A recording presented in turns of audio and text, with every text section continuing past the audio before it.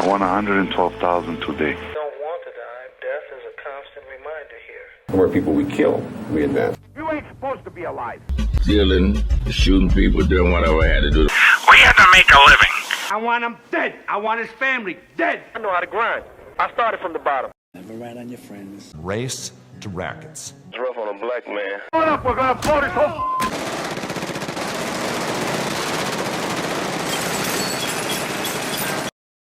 What's going on, people?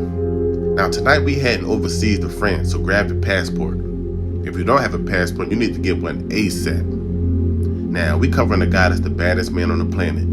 A guy that wrote a book claiming to have over 40 bodies. Jacques Mesrine was arrested for the first time attempting to rob a bank. Now, things went left and he did an 18-month bid.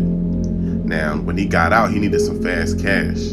He opens up a restaurant, but he always had that itch to rob. So he decided to rob a hotel. Well, he actually went on a robbing spree, robbing a jewelry store and a fashion store. He needed to lay low, so he fled to Canada and started to work as a chauffeur slash housekeeper slash cook for a millionaire. He attempted to kidnap the millionaire but failed, and he headed to the US but got arrested in Arkansas and was sentenced to 10 years in prison. He was set to do his jail time in Montreal but managed to escape prison along with 5 others. Now, after escaping, he had to get right back to action. People to see, places to rob. So he ended up robbing 2 banks in one day. Well, he actually did that a couple of times. Shortly after, he went back to the same prison he escaped and attempted to help 3 other inmates escape, but failed. They actually shot it out with the armed guards. He wounded 2 of them, and he ended up getting wounded himself. Not to mention, while all of this is going on, he had his girlfriend with him the whole time while he's committing all these crimes. They actually beat a murder case together. Now, a couple of days after the prison escape attempt, Mesrine and a crime partner along with his girlfriend was having a target session in the woods that got the attention of 2 forest rangers. The rangers searched them and told them to follow them back to the station after finding a loaded gun. And they just killed the rangers on the spot. Mesrine continued to rob banks and decided to return to the US to lay low. He was located in New York until he decided to head back to France. And of course, he went right back to getting busy robbing banks and catching wreck. He was arguing with a cashier at a coffee shop, pulled out a revolver, and assaulted a cop that tried to intervene. He would be arrested 2 days later and sentenced to 20 years in prison. Now, being in the courtroom, I don't know how he managed to take a judge hostage with a revolver someone stashed in the courtroom for him. But he managed to escape. But days later, he was caught in an apartment in Paris. He was ratted out by someone looking to make a deal to reduce their sentence. Now, he was doing time in La Sensei in Canada, which was supposed to be an escape-proof prison. May 8, 1978, he managed to get a hold of a gun and some keys.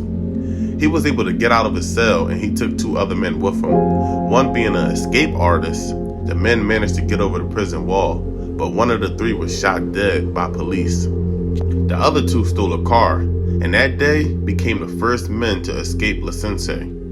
The 2 didn't waste any time robbing a gunsmith and then head into a casino to rob it, leaving with 130,000 francs. When they exited the casino, the police were already out there, and 50 rounds were exchanged.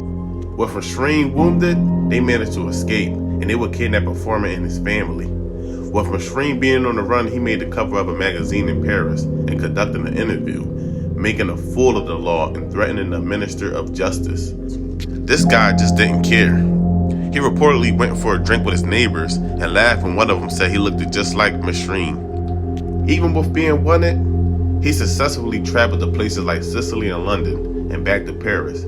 He continued to rob banks as the whole manhunt didn't stop him at all. Now, he and his partner Bessie would end up going their separate ways, and Bessie would get caught in '94, and he would end up getting parole in '06.